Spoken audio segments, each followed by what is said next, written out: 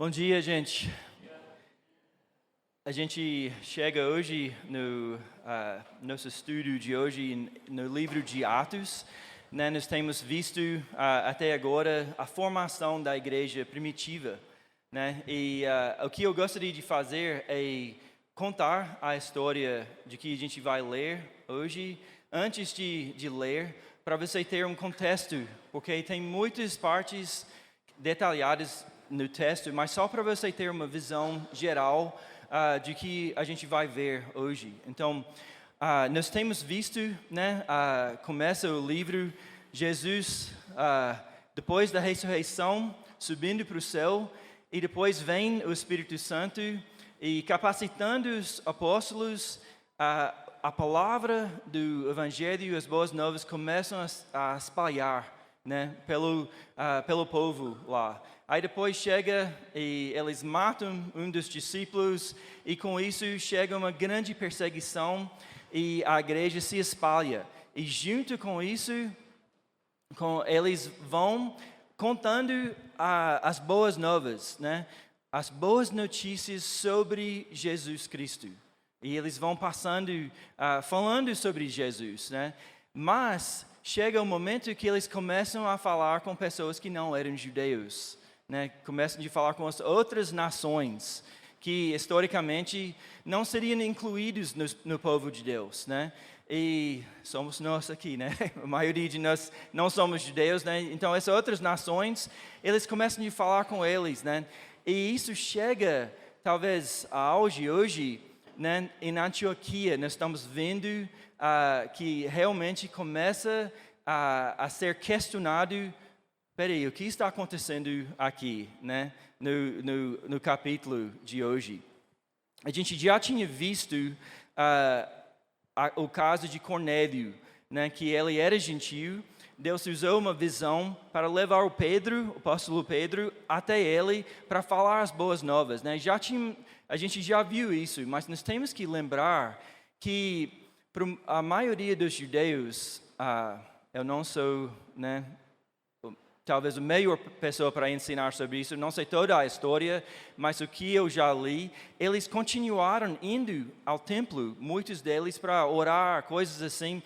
Eles não abandonaram de imediato muitos dos rituais deles, mesmo crendo em Jesus. Então agora você tem, o que nós vamos ver hoje, que dentro desse grupo de pessoas, de repente estão sendo incluídos pessoas de fora, com outras tradições, um povo idólatra, assim, que eles com muitos ídolos naquela cidade estão sendo incluídos de repente, e eles estão sendo incluídos junto nesse povo judeu, com todos os seus rituais, toda a sua tradição, toda a sua veneração de Moisés, que isso não acabou só porque eles acreditaram em Cristo.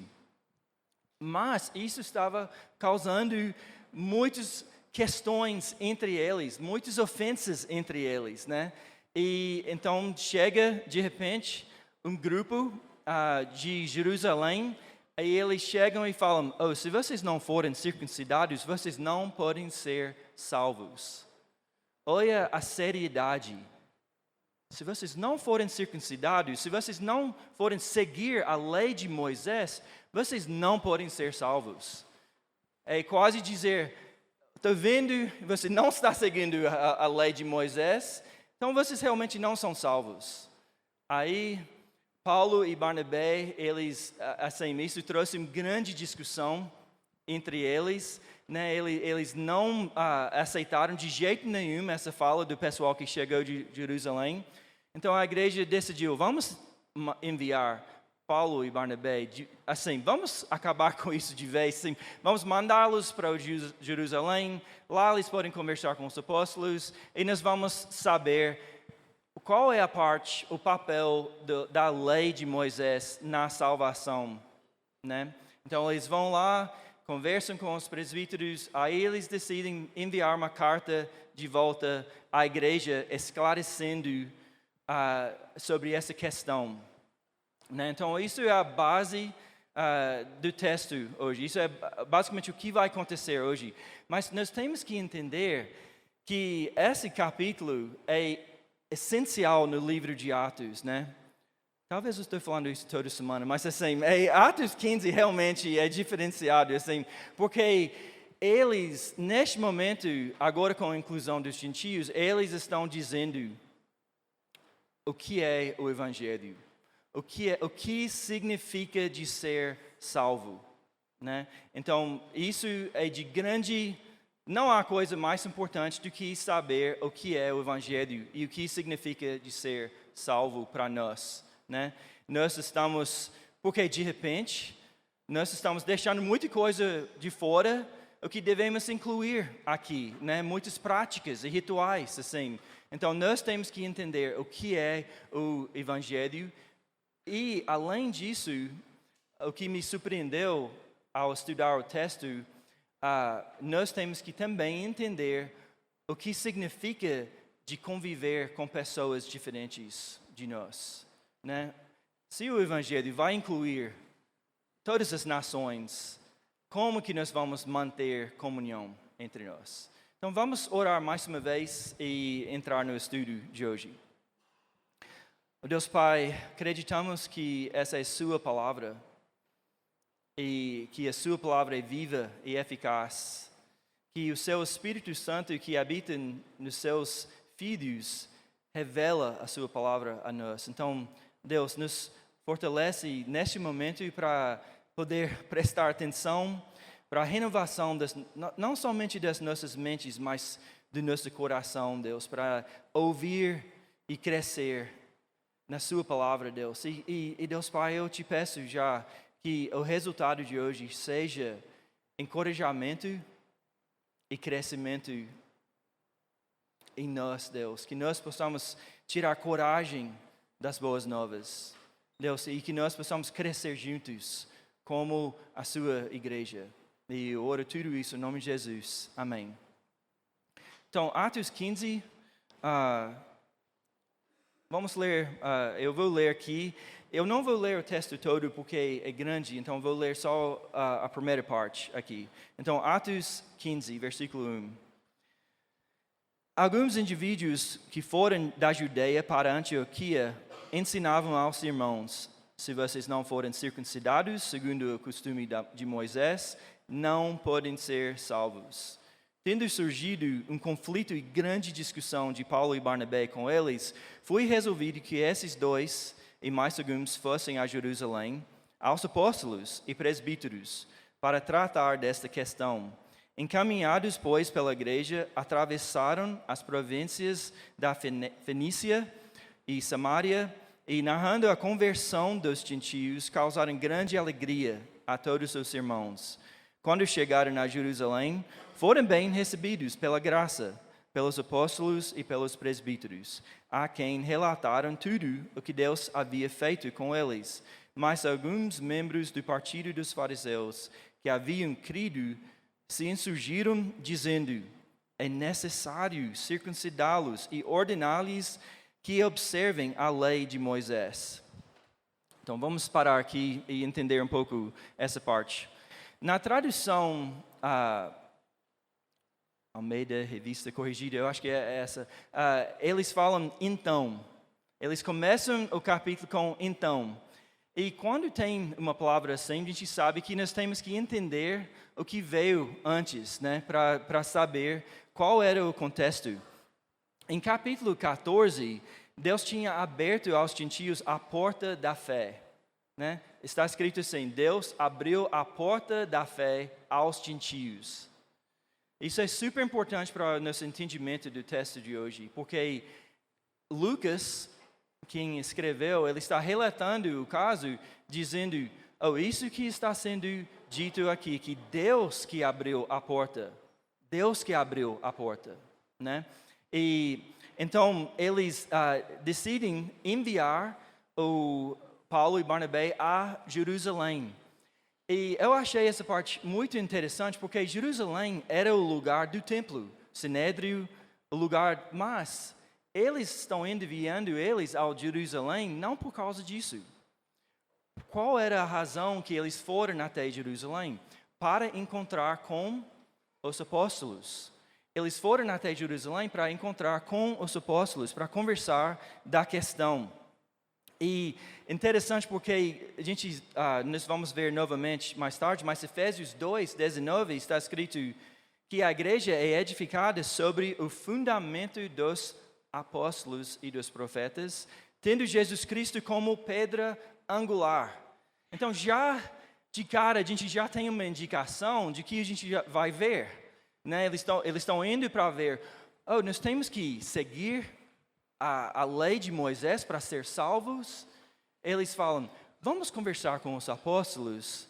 E assim nós somos lembrados que nós, como igreja, fomos construídos sobre o fundamento dos apóstolos e com Jesus como a pedra angular, não Moisés. Jesus, ele é a pedra angular. Deus abriu a porta aos gentios sem usar a lei mosaica. Pedro, em capítulo 10, ele pregou as boas novas do Evangelho. Então, enquanto a conversão dos gentios incomodava alguns, também podemos ver aqui que alegrava outros. Quando a gente já sabe a discussão, o argumento de Paulo e Barnabé pelo jeito que eles passaram até Jerusalém, né? Que eles vão contando o quê?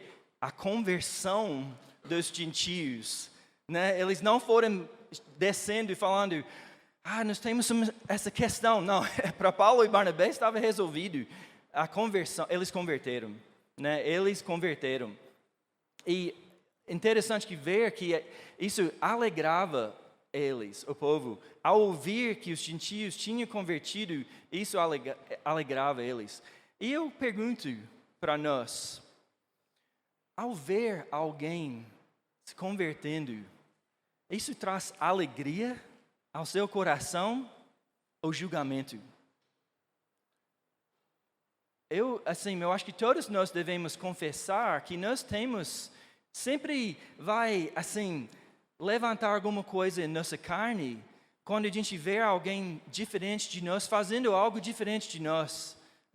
Então, mais interessante sobre aqui, que nós vamos chegar a Jesus, todos chegam a Jesus para pertencer e ser filho de Deus, né? Então, se você souber de alguém que converteu, isso deve trazer muita alegria, porque está te lembrando da sua salvação, né? E então, Paulo descendo, contava essas boas novas aos outros, tudo o que Deus havia feito com eles. Então, ele não estava contando sobre tudo que Paulo, tinha feito, mas tudo que Deus havia feito entre eles. Então, a salvação é obra de Deus. Não é obra do homem. Não é algo que é premiado a alguns, né? Mas é Deus, na sua graça, dando o presente, o dom gratuito de Deus, que é a salvação em Cristo. Também nós temos aqui em versículo 5, alguns membros do partido dos fariseus. Então é interessante que aqui ele relata que essas pessoas haviam crido, mas ele especifica que esses eram fariseus.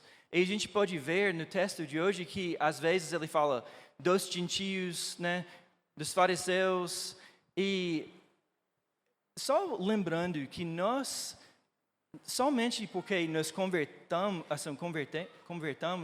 desculpa aí a conjugação, mas que nós continuamos sendo quem fomos antes, né? A gente não vai, embora que sejamos nós mesmos em personalidade e história após a conversão, não devemos ser, mas isso não é algo que deve definir quem você é. Você vai ver traços de quem você é, da sua história, da sua personalidade, mas isso não deve ser a coisa essencial sobre quem você é. Você deve sempre deixar isso de mão aberta, né? Porque já não sou eu quem vive, mas Cristo vive em mim. Por isso, já não há distinção entre nós. A verdade é que alguns de nós aqui, igual eu, sou americano, isso faz parte da minha história, né? Isso faz parte até da minha personalidade. A gente tem, eu e alguns amigos, a gente estava conversando sobre isso essa semana, sobre traços disso na minha vida, mas em essência, a coisa principal sobre mim é que eu sou cristão. E não que eu sou americano, né? Já não sou eu quem vive, não há distinção entre nós. E por essa razão devemos ter cuidado com tudo aquilo que cria distinções entre nós, né? Mas a gente pode ver a realidade aqui, que os fariseus estavam no meio com toda essa bagagem cultural deles, né? E os gentios com toda a sua história também. Vamos continuar aqui, versículo 6, né? Então, logo antes, é necessário circuncidá-los e ordenar-lhes que observem a lei de Moisés. Então, os apóstolos e os presbíteros se reuniram para examinar a questão. Havendo grande debate, Pedro tomou a palavra e disse: Irmãos, vocês sabem que desde há muito Deus me escolheu entre vocês para que da minha boca os gentios ouvissem a palavra do Evangelho e crescem. E Deus, que conhece os corações, lhes deu testemunho, concedendo o Espírito Santo a eles, como também o havia concedido a nós. E não estabeleceu distinção alguma entre nós e eles, purificando-lhes o coração por meio da fé.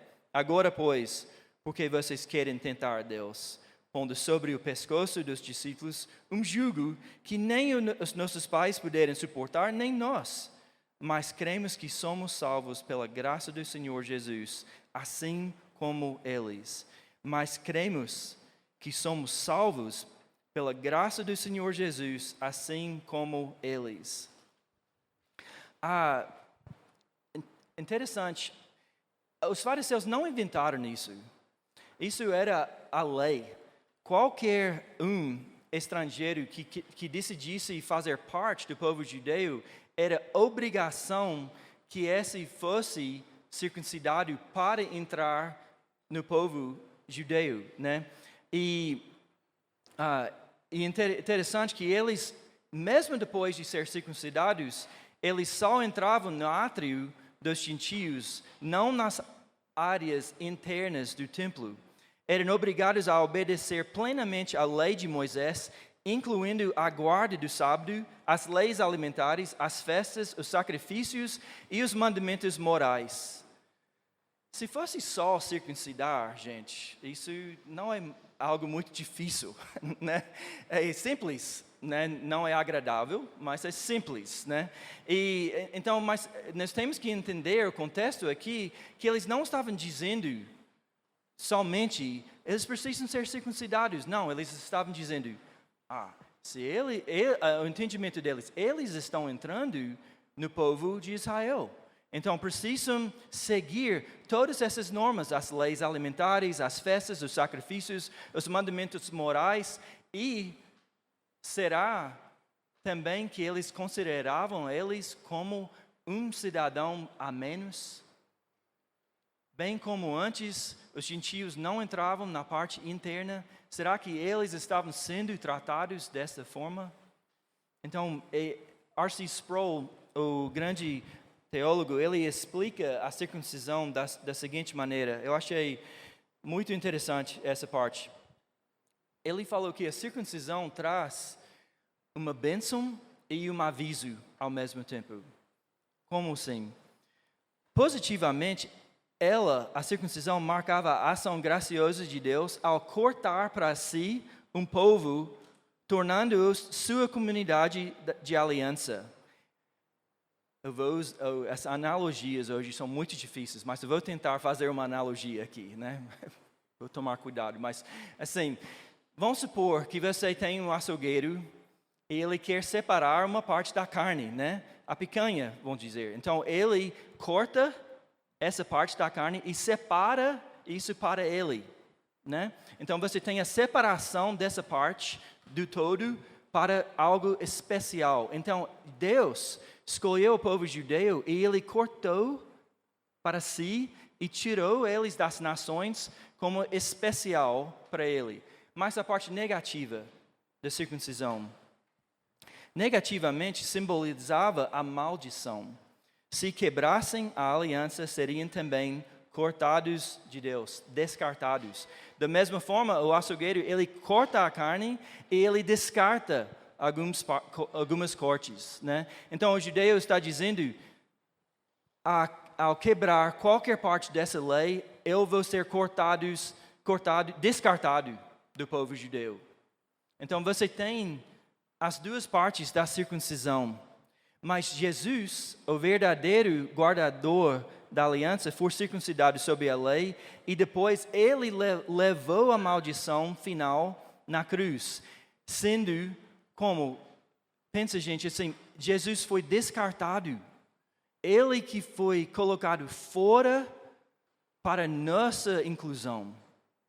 Né? Ele que foi descartado para que por meio dele pudéssemos nos tornar incluídos como membros plenos da família de Deus.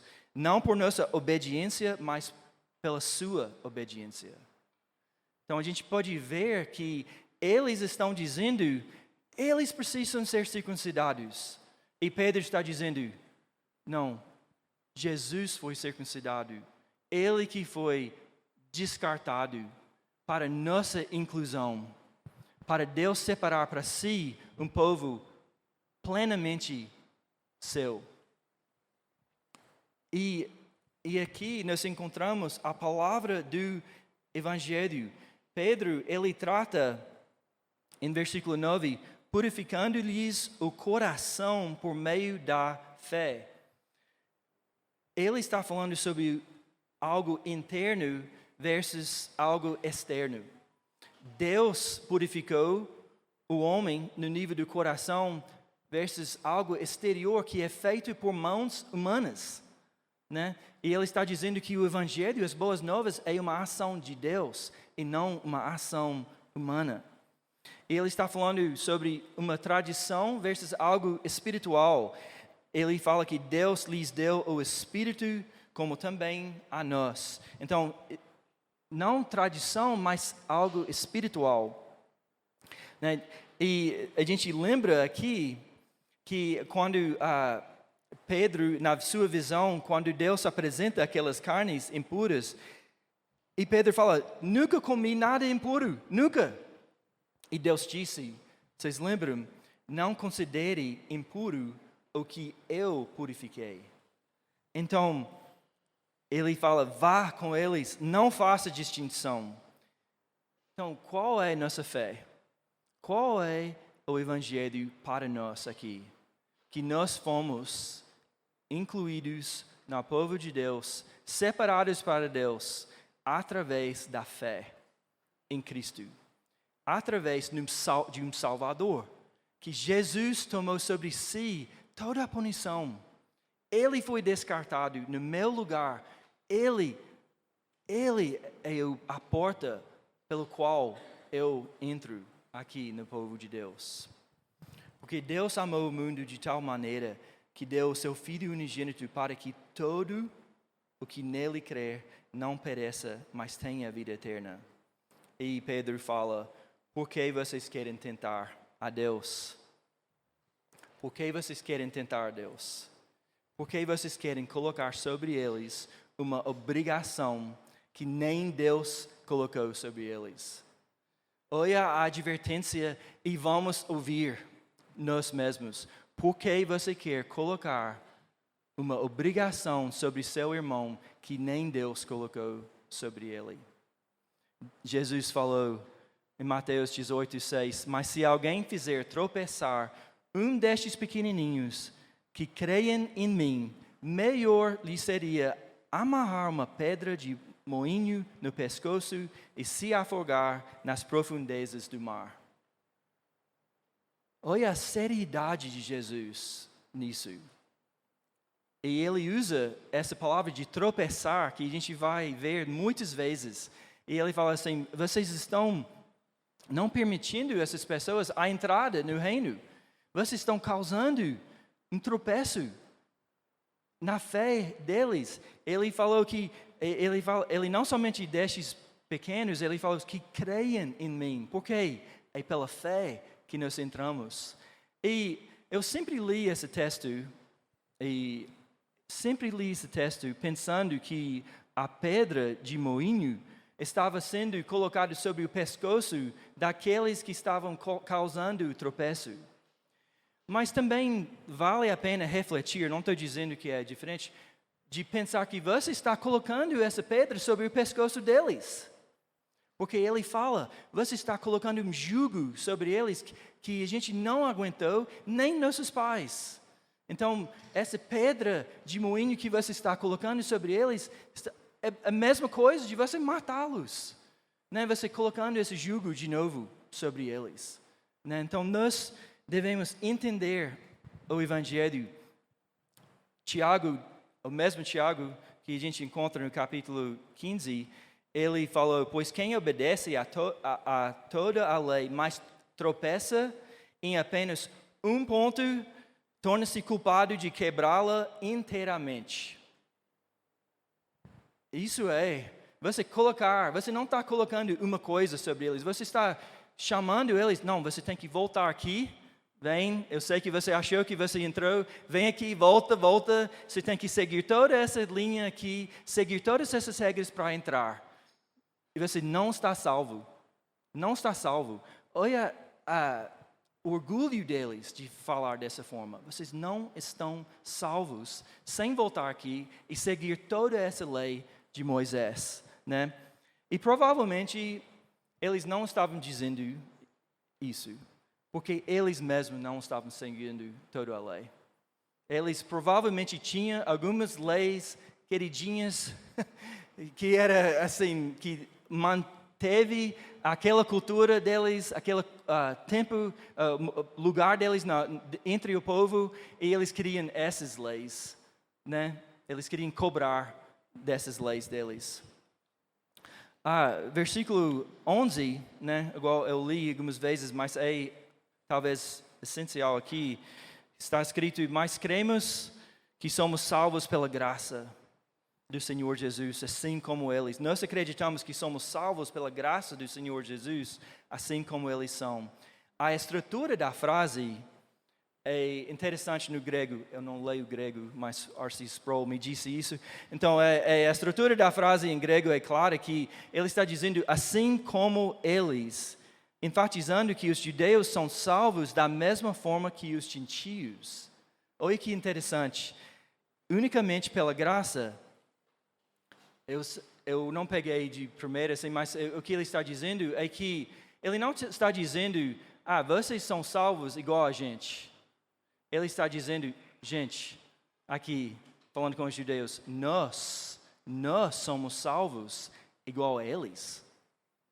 E ele fala assim, que nós também estivéssemos debaixo dessa mesma graça. E isso me lembrou da passagem que Jesus está exortando os fariseus em outro momento. E ele falou, mesmo quando vocês estavam vendo os prostitutos indo para João Batista, vocês não se arrependeram. Mas aqui Pedro está invertendo, ele está vendo a graça, porque está alcançando o mais longe. E ele está falando, eu quero a mesma graça.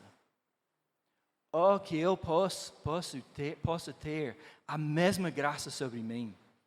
Então, os judeus que chegavam ensinando estavam dizendo, não, você tem que fazer igual a nós. Você tem que ser circuncidado, você tem que seguir a lei.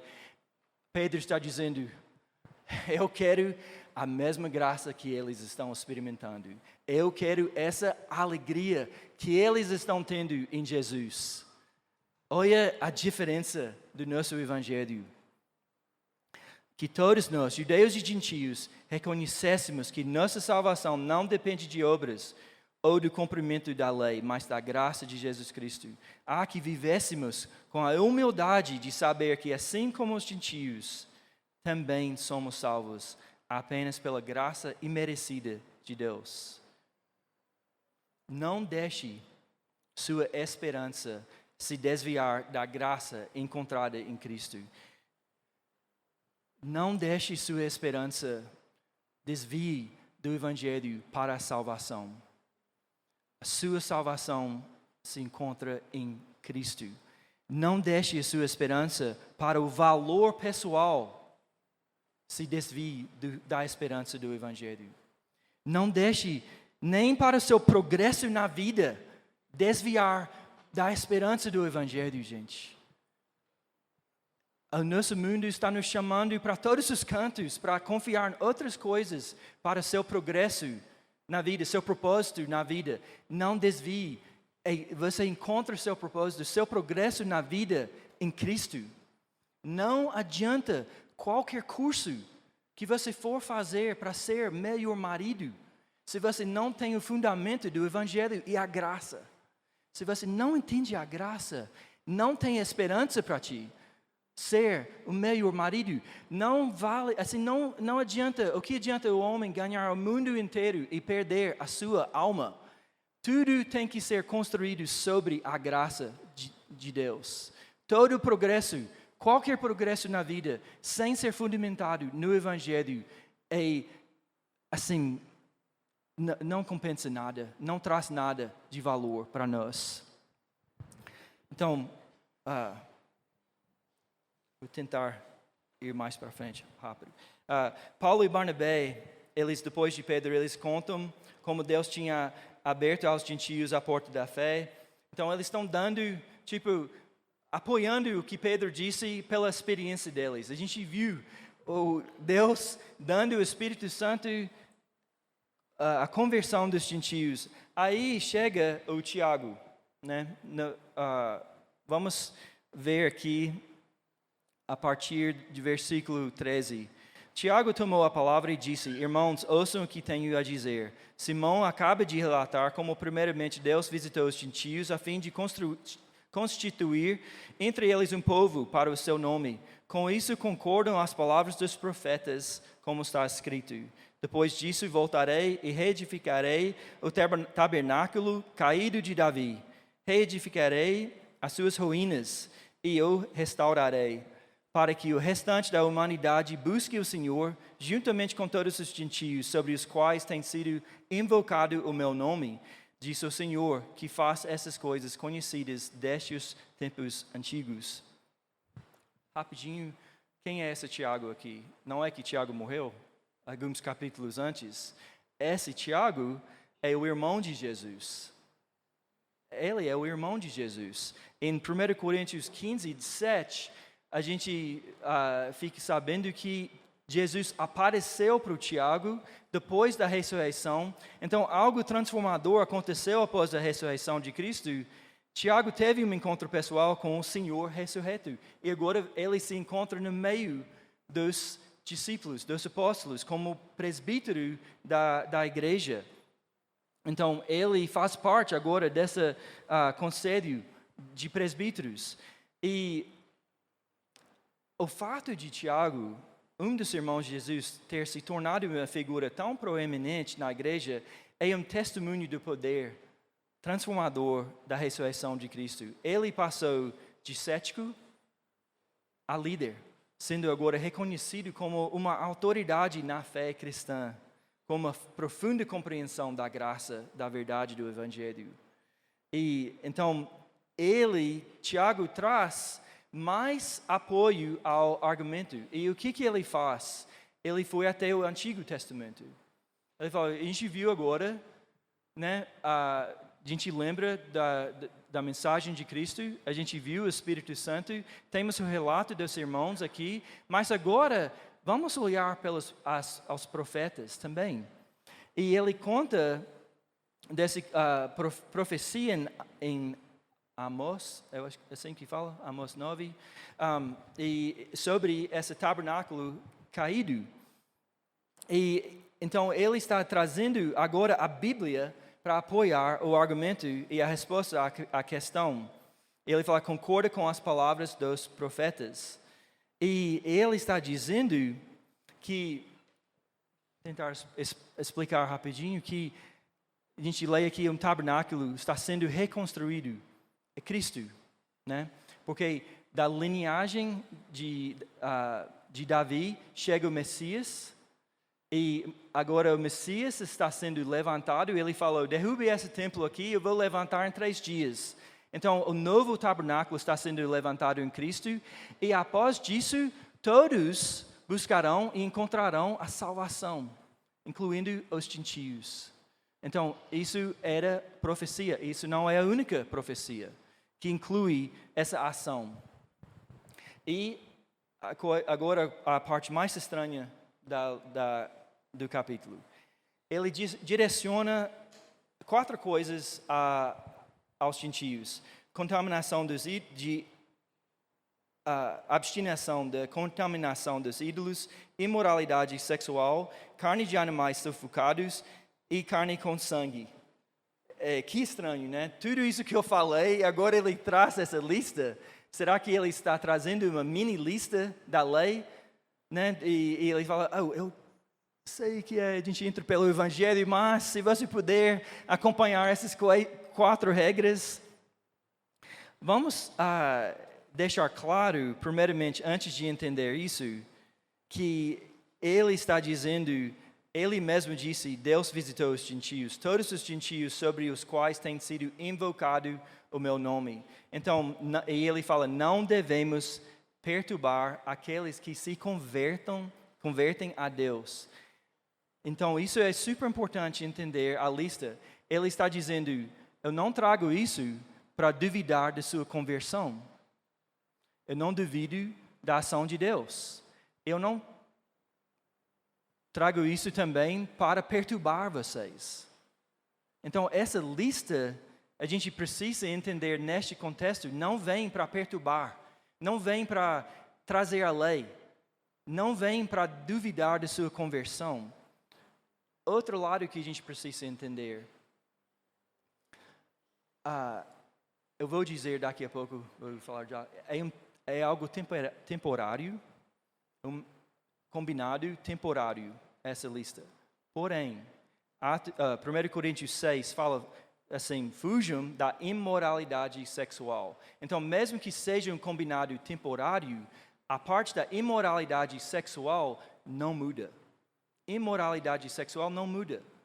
Também, 1 Coríntios 10, fujam da idolatria. Esse aspecto também não muda, né? Mas a razão da lista aqui é um combinado temporário para a igreja de Antioquia. A ênfase não está em a santificação neste momento, mas a ênfase está na igreja de Antioquia. E tem um propósito específico. E o que está dizendo aqui? Eu tentei, igual eu falei, de pensar numa analogia. Recentemente eu estava viajando para os Estados Unidos e vocês que já fizeram uma viagem exterior, vocês sabem aquela parte que você chega na alfândega, aí você tem que separar em duas filas, né? Aí você tem que seguir ou estrangeiros ou os que têm passaporte do país, né? Aí você faz toda aquela separação, aí você se encontra com as mesmas pessoas do outro lado, né? Que estão lá, mas você tem que fazer essa separação para se encontrar do outro lado. Vamos supor que os Estados Unidos mude a lei e fala, não é mais necessário, todos podem entrar, não precisa ser essa separação. Uma fila só, gente. Aí vocês chegam aqui, você passa pela mesma fila e todo mundo entra do mesmo jeito. Mas eles fazem falei que ia ser estranho, eles fazem uma consideração. Mesmo que mudamos a lei e vocês todos têm direitos agora de entrar, vamos continuar com as 2 filas por um tempo, temporariamente, para não ofender os que já estavam entrando assim. Por quê? Pensa nisso. Como que seria no primeiro dia, o pessoal que chega na fila, de repente fazendo festa, ficando na cara das pessoas, a gente entra igual vocês, assim, vocês não são mais especiais, né? Aí você faz toda aquela festa e o pessoal de um lado, assim, ofendido, magoado, assim, Talvez porque você acha que penso em você diferente de mim, ou outros assim, pensando, será que eu não posso ter orgulho do meu país, assim, essas coisas, mas ele está dizendo, temporariamente, vamos manter essas regras para permitir a união de vocês sem ofender os que estão aqui. Ele fala, se você conseguir entender versículo 21, parabéns, é muito difícil. Porque Moisés tem em cada cidade desde tempos antigos os que o pregam nas sinagogas onde é lido todos os sábados. Isso é a razão da lista. É difícil entender, mas o que a maioria dos comentários falam é que isso é algo de gerações e gerações, gerações. Não chega de repente, só porque mudou, e ofender os seus irmãos, né? R.C. Sproul disse assim, não coma carne e a esfrega na cara do seu irmão. Tipo, não continue comendo aquela carne que foi sacrificado, esfregando na cara do seu irmão. Isso não tem importância, não, esse sangue aqui não tem mais importância. Ele está dizendo assim para ser compassivo com o seu irmão. O Alexander McLaren disse assim, o princípio geral envolvido é que não se pode ser muito indulgente com convicções antigas e profundamente enraizadas, mesmo que sejam preconceitos, e que a caridade cristã, que é a verdadeira sabedoria, consentirá com limitações da liberdade cristã, se assim puder salvar qualquer pequeno que crê nele de se ofender, ou qualquer descrente de ser repelido. Entendeu? Qual é a postura cristã? A postura cristã é que eu estou disposto a perder minhas liberdades se significar que eu não vou ofender meu irmão. Eu estou disposto a perder as minhas liberdades, meus direitos, para não repelir qualquer um de fora. Eu te pergunto, essa é a postura que nós estamos vendo da igreja? Essa é a postura que estamos vendo da igreja? Eles estão prontos para abrir mão dos seus direitos, da sua liberdade, em consideração do seu irmão, para permitir a comunhão? Isso é mais importante de liberdade de direitos, gente. Eu estou pronto para abrir mão das minhas liberdades do lado de fora da igreja para não repelir meu irmão. Eu ouvi essa semana um pastor dizendo que nós precisamos nos posicionar, que isso é a postura da igreja. E eu te pergunto, essa foi a postura de Cristo?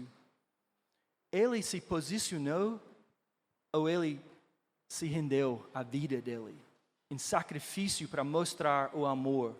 Qual dessas posturas indica a porta de entrada?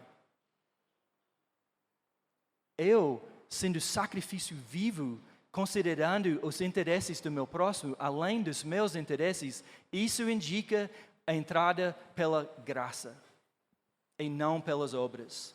A outra postura fala assim, você tem que ser igual eu, pensa igual eu, para entrar. Eu abrindo mão, eu aceitando o meu irmão, eu não sendo caso de ofensa, isso indica a porta da graça. Então vamos fechar aqui, para terminar. Tenho 3 coisas. Primeiro, somos salvos pela boa notícia do Evangelho.